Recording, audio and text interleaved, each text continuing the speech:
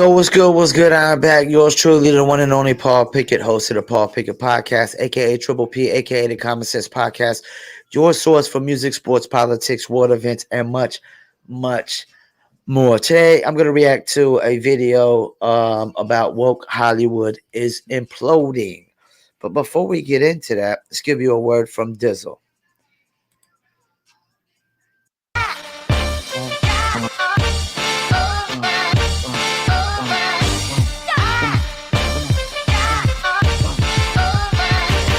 Dizzle ain't no joke, got me addicted, ain't no coke. Let's just have a toast. Anybody want some smoke? Cause it's up. I be Dizzled up. Catch me sipping with my double cup. Can't just have one, you gotta double up. You pour it, gotta watch it bubble up. I ain't gon' lie, I cannot get enough. What Callie said, I need another one. Gonna have you coming back for more. But go get it while it's hot, before it be sold out in your stores. That Dizzle.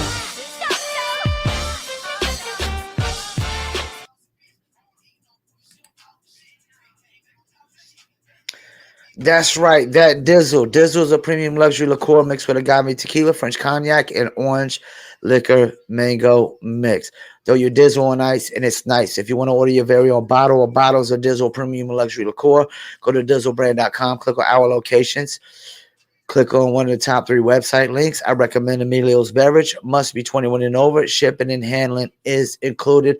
Also, there's actual store locations in California, Oklahoma, Kansas, and Arkansas. If you're located in any one of those states, just scroll below those website links on our locations and you'll see the actual store locations in those states as well. And don't forget the Dizzle brand merch on DizzleBrand.com. Click on store or go to Etsy.com/shop/Dizzle brand. That's Etsy.com/shop/Dizzle brand. All right, let's get into it. Woke Hollywood is imploding. Among us could ever forget what was without a doubt the single best thing ever said to an audience of woke Hollywood leftists. Oh, Apple roared into the TV game with a morning show. A superb drama, yeah. A superb drama about the importance of dignity and doing the right thing, made by a company that runs sweatshops in China. So, well, you say you're woke, but the companies you work for, I mean, unbelievable. Apple, Amazon, Disney. If ISIS started a streaming service, you'd call your agent, wouldn't you? So, if you do win an award tonight, don't use it as a platform to make a political speech, right? You're in no position to lecture the public about anything. You know nothing about the real world. Most of you spent less time in school than Greta Thunberg. So, if you win, right, come up, accept your little award, thank your agent and your God, and off. Okay? Well, as it turns out, Ricky Gervais was speaking for a whole lot of people. Woke Hollywood is imploding. We're going to see how more people than ever before are turning their backs on Hollywood entertainment, resulting in massive and unprecedented revenue loss and the inevitable end of so-called woke entertainment itself. You are not going to want to miss this. Last week, I reported on the latest box office bomb coming from Disney, and it features Disney's first gay main character as part of their ongoing effort at pushing LGBT issues in their audiences.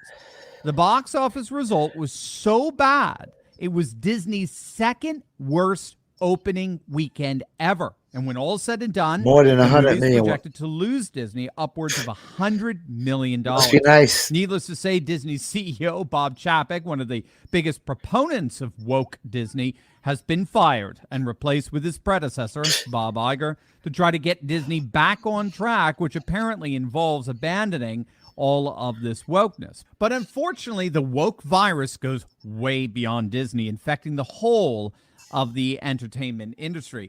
Now, some argue that wokeness began to dominate Tinseltown right after the mega producer Harvey Weinstein's sexual abuse antics were revealed, ushering in a radical Me Too movement among Hollywood's rank and file. Others point to the George Floyd incident, while others simply see it as the latest chapter in Hollywood's decades-long leftist bent.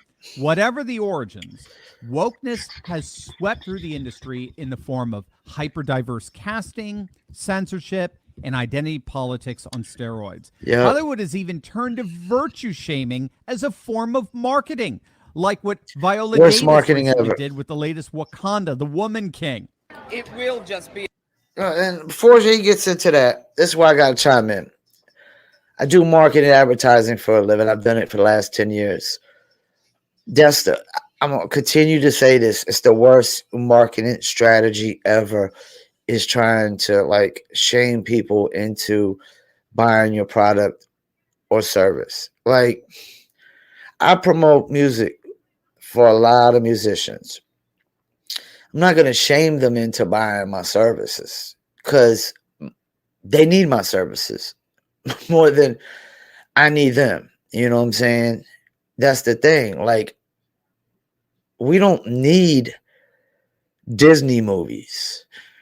We don't need Disney to be entertained. There's all other forms of entertainment besides Disney. Every musician needs marketing promotions. You know, so let's keep it moving. A moment if people don't come see the movie. Hey, you heard?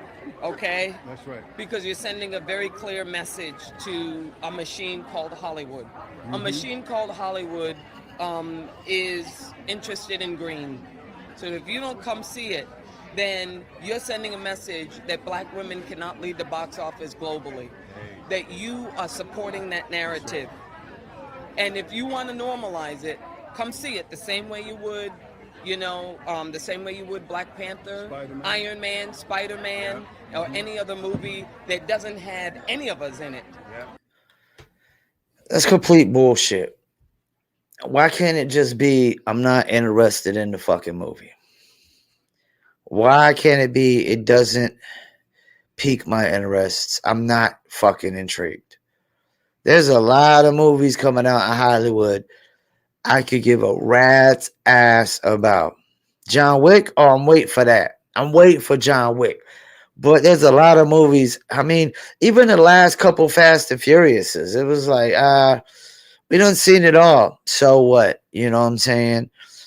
A lot of these Marvel movies that been coming out, I wasn't running to go see Thor: Love and Thunder, and I still ain't running to go see it now. I could care less about watching Thor: Love and Thunder, to be honest with you. I watched all the other Thor movies. I could care less about this movie. You know, it's just not good. It's not. Why can't it be that we just don't see the movie as something entertaining to us? Everybody ain't trying to waste their money on non-entertaining movies. Let's keep it moving. Or one or two of us in it. Now just think about that.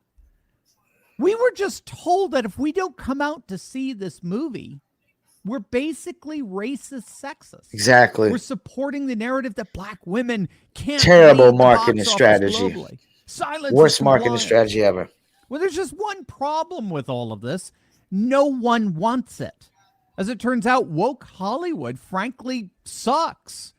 And less people are willing to spend their hard-earned dollars on what Hollywood is producing. According to the New York Post, Hollywood Of course has they taken are. upwards of $160 billion hit since the coronavirus. That's how devastated Hollywood has been of late. We saw this implosion most recently with Netflix, with its market value recently cratering nearly 30%, losing $42 billion in value. Yes, that's billion with a B. They lost $42 billion in value after the company crazy. announced that their paying subscribers shrank for the first time since 2011. Even Elon Musk recognized that loss in subscribers corresponded to the increasingly woke content that Netflix was producing. I mean, And you know what? They're right. Because why did I cancel my Netflix subscription? Because of that bullshit documentary where Colin Kaepernick was comparing the NFL to fucking slavery. That woke bullshit. Like, half of the NFL isn't white dudes too. Did you forget that part, Colin? But let's keep it moving. who could forget the radically controversial film Cuties, which sparked a massive hashtag cancel Netflix campaign over the concern that children, particularly prepubescent children, were being overtly sexualized in that program. Or another show, No Good Nick, was canceled after just a single season because it was so repulsively woke. Doesn't look And like what's so anything I would want to fascinating see. here is that even Hollywood insiders are recognizing this. They're starting to turn on the woke mind virus big time. Wait till you see how. But first, are you looking for a way to stay informed and up to date on the news? And I mean real news, not the woke propaganda that's out there. If so, I've got something that's absolutely perfect for you. My fake news antidote. I've compiled my personal research resources to help people stay informed and feel optimistic about the future of our nation. Plus, they're also designed to give you the tools to identify propaganda and false information so that you can make well-informed decisions on important issues. Right now, when you sign up for a 14-day free trial to my Insiders Club, you'll get my fake news antidote as a completely free gift. Insiders Club grants you access to more content where I dive into all the things I can't discuss on YouTube, plus other trainings, resources, and more. So don't miss out on this amazing opportunity. Click on that link below and sign up now for a 14-day free trial of my Insiders Club and get my list of news, research, resources as your free gift at insidersclub.turleytalks.com. Here's Quentin Tarantino and Bill Maher recently blasting woke Hollywood. There has become a thing that's gone on, it seems like in this, especially this last year, where ideology is more important than art. Yeah. Certainly to the awards. Yeah, and it's just, it's like, ideology trumps art. Ideology trumps individual effort. Ideology trumps good. Ideology trumps entertainment. I have really appreciated the way you pushed back. When anyone tried to stifle you, shut you up, shame you, bully you, they tried it with the last one, with Once Upon a Time in the Hollywood, some bullshit about Margot Robbie doesn't have enough lines. And you do what I wish other people would do. Instead of apologizing like a little pussy, you say, I don't agree with your assessment. Yeah. If somebody brings up something that actually is legitimate, I'll even have a conversation with them about it because I'm actually that's what people do, and I don't have to even agree with you. Oh, on one side of the point. That's an interesting point. That was really well put. I'd like in Hollywood, ideology trumps art. Ideology trumps effort. Ideology trumps talent. Ideology trumps craft. The comedian Bill Burr recently pointed this out. This is how screwed up my country is right now. Do you know Bryan Cranston, right? That dude did a movie. He played a quadriplegic. And people gave him shit. Being like, why is there an able-bodied person playing a quadriplegic? It's because it's called acting. Dumb. See, if he was a quadriplegic playing a quadriplegic, that's not acting. That's just laying there saying shit that someone else wrote. So tell us, what did you do to prepare for the role? Well, I dove headfirst into the shallow end of a pool when I was 23. I feel like I've been preparing for this role for my whole life. Crazy. They're right. We, or at least I do, me and millions of other people, when we go to watch TV shows and watch movies, we don't want to be lectured on ideologies. We want to be entertained. There's enough lecturing and ideologies and other forms of things that, like, it's just like sports too. Like, that's why sports has started to crumble. Like, when I want to watch sports, I want to watch sports. I don't want to have to deal with political debates and ideologies and views when I watch sports. That's what politics is for. But they're bringing politics into every aspect of entertainment and every aspect of the workplace that they can bring.